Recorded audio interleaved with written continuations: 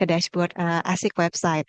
Nah, terus harus gimana? Bagaimana cara mencatat peserta yang nanti sudah mendaftar? Bagaimana peserta yang sudah hadir berapa orang? Itu bisa dilihat di mana? Kita lihat sama-sama. Ini sedikit review saja terkait pendaftaran. Tadi ada 3 cara sudah dijelaskan juga oleh Bu Dewi. Barangkali juga ada Bapak Ibu yang baru bergabung. Jadi ada 3 cara untuk masyarakat untuk mendaftar. Dan nanti akan kita lihat khususnya cara yang nomor 3. Gimana cara nakes yang di puskesmas itu bisa membantu mendaftarkan pasien yang datang langsung atau bayi baru lahir yang tadi datang langsung ke puskesmas. Nah, pertama-tama tadi juga Bu Dewi sudah menyampaikan bahwa sebelum hari H CKG atau cek kesehatan gratis, Bapak Ibu di Puskesmas perlu memantau berapa sih pendaftaran yang hadir, pendaftar yang hadir, kemudian untuk menyiapkan alat-alatnya, bahan-bahannya dan lain sebagainya. Dan di sini nanti akan ada yang pertama itu adalah dashboard monitoring pendaftaran. Jadi nanti tadi kalau misalnya Mas Alfiano udah nunjukin ya, udah spill ada 6 menu yang bisa diakses oleh Puskesmas di dashboard ASIK nanti di ASIK website. Dan yang pertama itu adalah dashboard monitoring pendaftaran. Di sini Bapak Ibu bahkan bisa melihat setiap harinya ada berapa orang sih yang sudah mendaftar di lokasi Bapak Ibu sekalian. Per harinya bahkan sampai ke pendaftar berdasarkan klaster usianya. Di sini kalau kita lihat di gambar nomor 1, Bapak Ibu juga bisa melihat paling atas itu ada filter yang bisa diubah sesuai kebutuhan Bapak Ibu sekalian. Tentunya seperti menu pada ASIK website lainnya, untuk lokasi ini akan mengikat sesuai dengan lokasi tempat Bapak Ibu bertugas. Jadi misalnya Bapak Ibu bertugas di Provinsi Jawa Barat, kemudian sebagai Dinas Kabupaten Kota Bogor, maka yang terbuka aksesnya hanya untuk melihat seluruh puskesmas yang ada di bawah Bapak Ibu sekalian.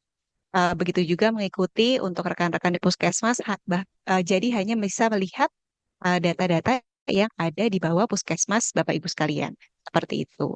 Di sini juga bisa dipilih berdasarkan kategori usianya, jenis kelamin, dan lain-lain. Dan ini bisa menjadi acuan Bapak Ibu untuk eh, melihat seberapa banyak persiapan yang perlu dilakukan di puskesmas masing-masing. Kemudian, selain dalam bentuk chart, kami juga menyediakan dalam bentuk tabel agregat di paling bawah. Dan di sini juga bisa di-download dan bisa diolah juga sesuai dengan kebutuhan Bapak Ibu sekalian. Kemudian dashboard yang kedua adalah dashboard monitoring kehadiran. Jadi selain untuk persiapan sebelumnya, untuk persiapan setelahnya juga ya, untuk evaluasi setelah misalnya melakukan secara berkala CKG, kita juga perlu tahu ada yang daftar, dari yang daftar berapa orang sih yang hadir gitu ya Bapak Ibu. Di sini juga ada, bisa dilihat sama, paling atas juga ada filter yang sama mulai dari waktunya, usia, jenis kelamin, dan juga lokasi yang ingin dilihat. Kemudian di sini juga ada tren kehadiran di chartnya bisa dilihat bahwa ini terbagi menjadi 2 warna ya. Kalau yang tadi sebelumnya hanya satu warna karena hanya yang daftar saja, di sini warnanya terbagi menjadi 2, yaitu hadir dan tidak hadir.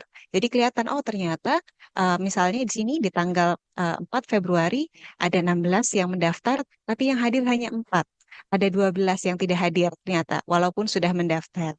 Seperti itu. Dan di bawahnya juga sama, ada juga kategorisasi berdasarkan klaster usia, berapa orang sih masing-masing yang hadir dan tidak hadir di masing-masing klaster usia. Nah, langsung masuk ke pencatatan layanan di hari HCKG. Apa saja yang perlu kita lihat? Jadi, nah kita sudah masuk ke tampilan dashboardnya atau website ASIK. Bapak Ibu kalau sudah pernah melihat pasti sudah familiar dengan tab di sebelah kiri ini. Biasanya hanya klaster 2, klaster 3, dan lainnya. Sekarang ada menu baru, yaitu CKG. Kalau yang sekarang sudah bisa buka ASIK website, mungkin belum ngeliat nih, kok di saya belum ada ya Mbak menu CKG gitu ya. Tenang saja Bapak Ibu, menu CKG ini tentunya akan kami buka aksesnya sesuai dengan arahan Pak Presiden nanti ketika launching. Jadi ketika programnya kita launching nanti insya Allah di hari Senin, maka juga menunya juga sudah tersedia dan sudah bisa digunakan oleh Bapak Ibu sekalian di Puskesmas. Dan nanti pertama-tama setelah kita mengakses menu CKG ini ya ada 6 menu, kita pilih menu yang pertama, yaitu cari atau daftarkan individu. Ketika dilihat nanti di sini yang pertama ada tanggal yang bisa dipilih. Tanggalnya default pasti akan selalu menunjukkan hari tersebut.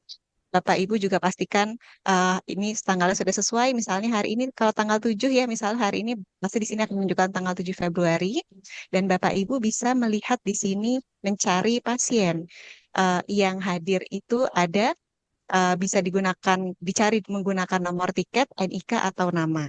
Jadi nomor tiket tadi kalau misalnya di materinya Ibu Dewi kita lihat ketika mendaftar baik melalui eh, SSM, WhatsApp, dan juga nanti didaftarkan oleh petugas, itu nanti akan ada nomor tiketnya. Kita masukkan nomor tiket di sini untuk mencari orang tersebut. Bisa juga dicari dengan NIK dan nama yang didaftarkan, dan kemudian Bapak Ibu bisa klik hadir di kanan sini. Nah, kalau misalnya klik hadir, nanti akan muncul seperti ini. Nah, berhasil hadir. Ada dua tampilan Bapak Ibu pop-up-nya, berhasil hadir sama berhasil hadirnya di sini hijau, yang di sini kuning. Ada tulisan di sini pemeriksaan mandiri belum lengkap diisi.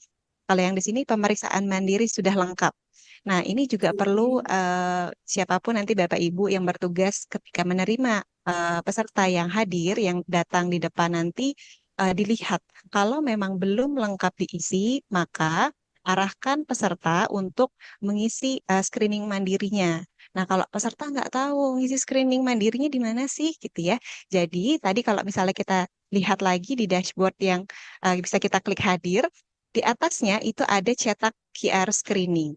Nah, kalau Bapak Ibu klik nanti di menu cetak QR screening, itu akan ada file yang bisa Bapak Ibu download dan cetak untuk ditempel di masing-masing puskesmas, khususnya di depan meja pendaftaran.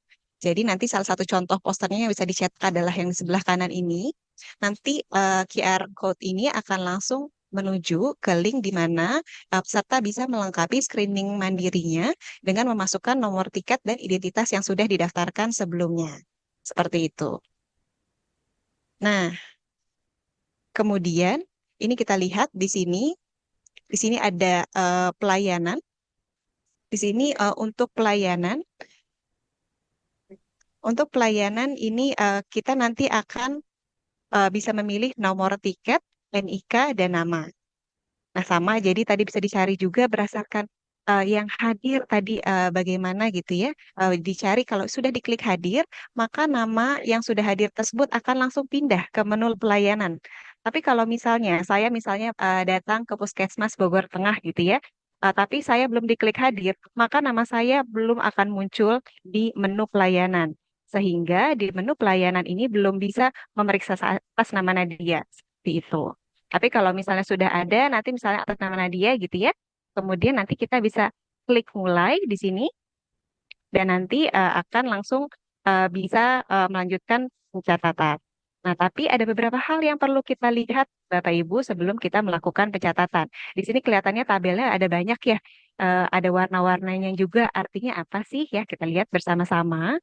Yang pertama di sini ada pemeriksaan mandiri. Di pemeriksaan mandiri ini, di sini ada em, dua warna yang berbeda dan satu ada tanda strip. Tanda tandanya adalah yang pertama kalau namanya lengkap. Kalau lengkap berwarna hijau, artinya peserta tersebut sudah selesai mengisi semua form screening yang harus dilakukan. Form screening ini wajib diisi sebelum melakukan pemeriksaan karena ini akan membantu Bapak Ibu untuk melihat apakah peserta tersebut perlu pemeriksaan lanjutan atau hanya memerlukan pemeriksaan dasar saja. Kemudian kalau tanda strip artinya tidak ada form screening mandiri yang bisa yang perlu diisi oleh pasien tersebut. Biasanya satu-satunya yang tidak perlu form screening mandiri adalah bayi baru lahir karena dia benar-benar baru didaftarkan di sana dan langsung eh, diperiksa di hari itu juga dan tanpa screening mandiri. Sedangkan untuk yang bertanda merah yang belum lengkap, tandanya peserta belum lengkap mengisi screening mandiri dan Bapak Ibu bisa mengarahkan pasien atau individu tersebut untuk mengisi screening mandirinya. Jika eh, Bapak Ibu Bapak Ibu yang hadir butuh panduan atau butuh asistensi, maka Bapak Ibu juga bisa membantu dengan eh, mengklik mulai. Nanti saya akan tunjukkan juga bagaimana cara membantu menginput screening mandiri oleh nakes. Kemudian di kolom berikutnya itu ada pelayanan. ada tiga warna yang berbeda. Ada sedang pemeriksaan berwarna kuning. Kalau berwarna kuning artinya Bapak Ibu sudah klik mulai pemeriksaan. Kemudian yang hijau sudah selesai pemeriksaan. Kalau yang sudah selesai pemeriksaan, maka rapornya juga sudah dikirim. Sedangkan kalau yang berwarna merah, artinya pasien tersebut sudah hadir, tapi belum dimulai pemeriksaannya sama sekali. Nah, ini di kolom sebelah kanan, kemudian ada klik mulai yang tadi saya bilang. Jadi di sini bisa diklik mulai untuk memulai pencatatan. Dan kalau sudah kita klik mulai, kemana arahnya? Nah, nanti akan muncul em, form milik individu tersebut. Kalau kita lihat di sini ada beberapa bagian di dalam form tersebut. Yang paling atas di sini akan ada labelnya tadi ya. Sama seperti di depan, apakah dia belum mulai pemeriksaan, sedang pemeriksaan, atau sudah selesai pemeriksaan. Dan di sebelah sini kirim rapor, nanti saya akan jelaskan terkait kirim rapor, kenapa ada 0/3. Dan di sini ada mulai pemeriksaan. Untuk mulai pemeriksaan, Bapak Ibu wajib klik mulai pemeriksaan. Nah, mulai pemeriksaan ini, kalau misalnya belum diklik, maka Bapak Ibu belum bisa menginput data di bawahnya. Jadi pastikan Bapak Ibu klik dulu mulai, baru Bapak Ibu bisa menginput data dari masing-masing pemeriksaan yang ada di bawahnya. Kemudian sedikit ke bawah, bagian yang pertama adalah terkait identitas peserta. Nanti akan ada detail identitas peserta, silakan dicocokkan dengan peserta yang sudah hadir di dalam ruangan. Kemudian ada rekap dari pemeriksaan mandiri. Di sini juga jumlah pemeriksaannya akan menyesuaikan sesuai dengan klaster usia individu yang hadir tersebut.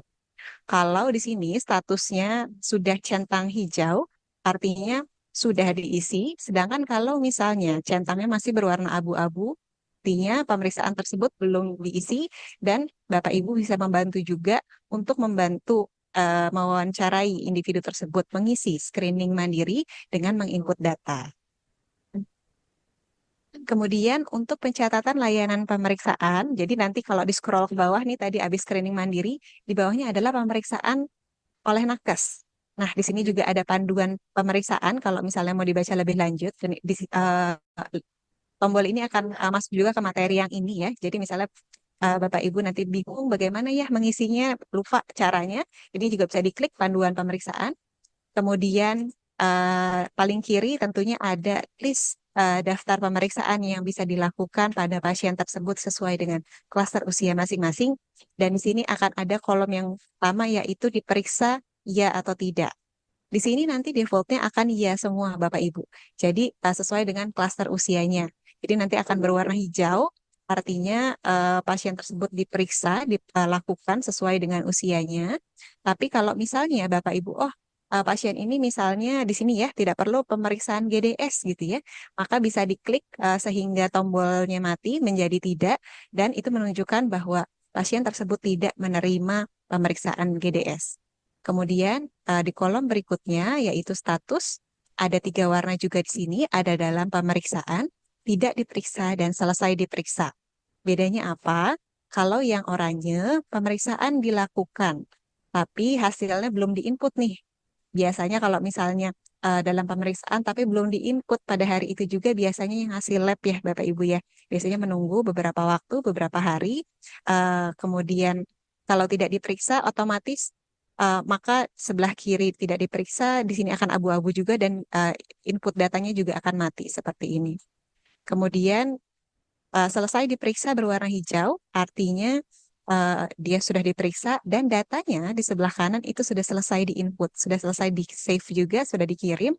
Jadi dia akan ada tulisannya selesai diperiksa. Artinya Bapak Ibu tidak perlu lagi mengecek input data yang sudah selesai diperiksa seperti itu. Nah, ini adalah contoh salah satu form ketika Bapak Ibu ingin menginput data, nanti akan ada beberapa pertanyaan sesuai dengan pemeriksaan-pemeriksaan masing-masing. Ini contohnya saya screenshot dari screening telinga dan mata, dan nanti akan ada beberapa pertanyaan yang harus diisi. Seperti biasa kalau ada tandanya bintang berwarna merah, artinya itu adalah pemeriksaan yang wajib diisi oleh Bapak Ibu sekalian. Nanti tinggal klik kirim. Kalau diklik kirim nanti maka akan muncul statusnya selesai diperiksa yang berwarna hijau. Nah, selanjutnya kalau misalnya sudah selesai diperiksa, hasil dan tindak lanjutnya apa? Nah, ini tadi kita kalau misalnya kembali lagi tadi ke paling atas, Bapak Ibu, ada dua button ya, ada dua tombol. Yang pertama adalah kirim rapor dan selesaikan pemeriksaan. Kita bahas yang kirim rapor dulu, Bapak Ibu.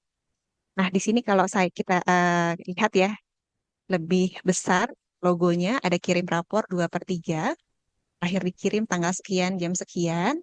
Ini adalah rapor parsial atau sebagian. Maksudnya apa sih? Ya, ini adalah rapor yang bisa Bapak Ibu kirim ketika sudah selesai melakukan semua pemeriksaan, namun masih menunggu hasil lab. Karena kan biasanya hasil lab itu menunggu lebih dari 1 hari. Sedangkan kalau pasiennya sudah selesai diperiksa hari ini, harapannya pasien ketika pulang sudah tahu, oh saya hasil tadi sudah ada apa saja ya, seperti itu ya. Jadi kita bisa mengirim rapor. Kemudian poin yang kedua adalah ini baru bisa aktif tombolnya kalau seluruh pemeriksaan yang dilakukan tanpa lab itu sudah terisi 50%. Jadi ada minimum 50% dari total layanan yang harus dilakukan, baru tombol kirim rapor ini aktif. Kemudian tombol ini hanya bisa diklik 3 kali atau dikirim maksimal 3 kali. Misalnya untuk bayi baru lahir ya ada 6 pemeriksaan. Misalnya lab yang pertama keluar adalah terkait em, misalnya terkait lab yang pertama sudah keluar, maka Bapak Ibu sudah bisa mengirim rapor yang pertama. Kemudian kalau misalnya lab yang kedua sudah keluar, boleh dikirim juga. Tapi kalau misalnya baru kali kirim rapor, tapi ternyata sudah selesai semua kirim rapornya, hasil labnya sudah diinput semua, maka apa yang harus dilakukan? Apakah perlu kirim rapor lagi yang ketiga? Itu tidak perlu, nanti akan kita lihat poin yang di bawah. Dan di sini juga akan ada keterangan waktu terakhir Bapak Ibu mengirimkan rapor, ini akan menjelaskan eh, bahwa Bapak Ibu terakhir mengirimkan kapan. Jadi misalnya saya baru menginput data lab bayi baru lahir di siang hari ini gitu ya, misalnya jam 2 siang, maka kalau misalnya terakhir dikirim misalnya tadi malam, tanggalnya berarti pasien tersebut belum menerima rapor terkait update lab yang baru saja saya input. Maka saya bisa mengirimkan rapor kembali. Seperti itu. Kemudian, kalau misalnya sudah selesai, semua data sudah diinput, labnya juga sudah selesai, apa yang harus dilakukan? Kita klik selesaikan pemeriksaan. Bapak Ibu hati-hati ketika mengklik selesaikan pemeriksaan, maka semua data, semua hasil pemeriksaan itu tidak bisa diedit lagi. Dan tombol ini akan memicu sistem untuk mengirimkan rapor yang final. Jadi pasien atau individu yang datang nanti akan menerima rapor yang berisi semua pemeriksaan yang telah diterima. Jadi jangan sampai pemeriksaannya belum selesai nih, labnya misalnya belum diinput, tapi sudah diklik selesaikan pemeriksaan. Maka pasien tidak bisa menerima hasil labnya dan nakes juga tidak bisa menginput hasil lab yang sudah nantinya akan selesai seperti itu. Dan ini tadi terkait rapor kesehatan. Jadi kalau misalnya kita kembali lagi ke menu sebelumnya di daftar individu atau di pelayanan, selain tadi ada pemeriksaan mandiri, pemeriksaan mulai, di kolom paling kanan itu ada rapor. Kalau misalnya rapornya berwarna abu-abu, artinya memang belum ada rapor untuk individu tersebut. Baik kalau dia belum melakukan pemeriksaan atau masih sedang dalam pemeriksaan. Tapi kalau misalnya tombolnya sudah berwarna hijau, artinya sudah ada rapor yang dikirimkan kepada pasien tersebut, dan kalau diklik, Bapak Ibu akan diarahkan untuk membuka eh, form atau hasil rapor berupa PDF seperti tampilan di kanan. Nah, ini ada apa sih warna-warni, kemudian ada tabel-tabel ya Bapak Ibu ya. Sedikit saya jelaskan, di atasnya tentunya ada identitas dari individu tersebut. Kemudian di bagian tengah yang warna-warni ini adalah rangkuman Bapak Ibu. Jadi rangkuman ini merupakan kelompok dari masing-masing pemeriksaan. Contohnya di sini misalnya ada gizi gitu ya, ada gizinya berwarna merah, ini menandakan ada beberapa pemeriksaan di bawah kategori gizi. Di bawah kategori gizi ada beberapa pemeriksaan dan mungkin satu atau lebih dari tes yang ada di bawah gizi menunjukkan bahwa hasilnya itu kurang baik. Makanya ada di kategori merah. Tidak semuanya ada kategorinya 3. Ini akan menyesuaikan juga dengan apakah hasil tesnya kategorinya terbagi menjadi dalam beberapa kelompok. Seperti itu. Ada juga yang 2. Dan kalau misalnya ada yang masih menunggu hasil, maka warna rangkumannya akan berwarna abu-abu. Tapi kalau misalnya, ini kan sebenarnya untuk memudahkan pasien ya, memudahkan masyarakat, kayak sebenarnya dari beberapa kelompok pemeriksaan yang saya dapat, saya ada masalah di kelompok yang mana saja nih, gitu ya, ada di organ yang mana saja saya punya masalah. Tapi kalau misalnya ketika dibawa lagi ke nakes, kemudian mau dilihat sebenarnya ada eh, kondisi yang kurang baiknya di sebelah mana detailnya, maka ada di bagian bawah di hasil pemeriksaan ini menampilkan tabel yang lebih detail dan ini akan menampilkan masing-masing pemeriksaan dan jika ada hasil yang tidak normal, maka akan ditandai dengan berwarna merah dan di bold seperti ini. Kalau ada tanda merah di tabel, artinya itu adalah hasil yang tidak normal dan tidak sesuai dengan nilai hasil rujukan atau nilai normal hasil tes tersebut. Nah, untuk dashboard layanan akan kembali dijelaskan oleh Bu Dewi. Bu Dewi, izin saya undang kembali. Baik, terima kasih banyak Mbak Nadia. Bapak dan Ibu ini merupakan section terakhir. Jadi kalau tadi sudah disampaikan mengenai cara mendaftar, kemudian bagaimana kita bisa mulai mengecek nomor